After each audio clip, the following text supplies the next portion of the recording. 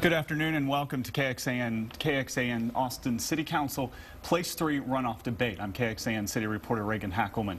For the next 30 minutes, we're going to hear from the two people who want to represent you inside Austin City Hall.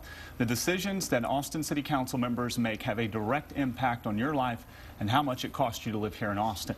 And if you don't live in Austin, well, many of the decisions the council makes will still affect you, from the local economy to transportation. Now, in the general election, Kathie Tovo received 46% of the votes, and Councilmember Randi took home 33% of the votes. Since neither got more than 50%, it's runoff time. Both candidates have spent in excess of $100,000 during this runoff election. Early voting wrapped up on Tuesday with more than 25,000 people voting. Election day is this Saturday. Now, Councilmember Randi was first elected to the council in May of 2008 when she beat incumbent Jennifer Kemp.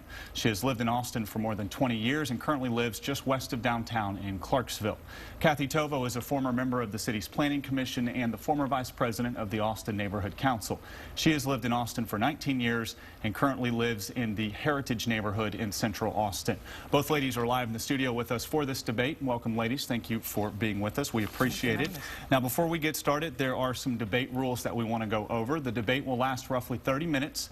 There will be no commercial breaks, and each of you will have 3 minutes to answer questions, which is the same amount that the City Council gives citizens to speak in front of them. There will be 1 minute for rebuttal if needed, so let's get started. The first question, this is the first question, and it is for both of you. It is probably the most important question, is why do you think you are the best person for this job? Councilmember Shade, we'll start with you. Great, thank you. And I appreciate your viewers watching this, and really I'm very excited and enthusiastic about the great voter turnout because I think it means that people are really paying attention, which is great. This is an important election.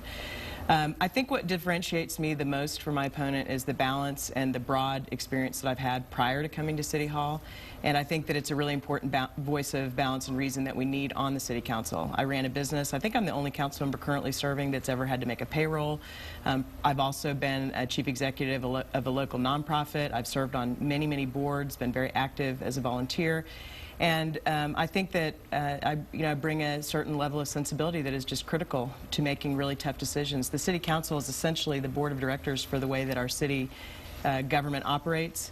And so if you have experience managing staffs and understanding how to make policy decisions, but then how it actually gets implemented at the customer or citizen level, I think it's really important. So again, I'm very enthusiastic about the support that I'm getting, especially from people who don't typically vote in elections, because they know that what we're doing at City Hall really does matter. Very good. Kathie, your turn.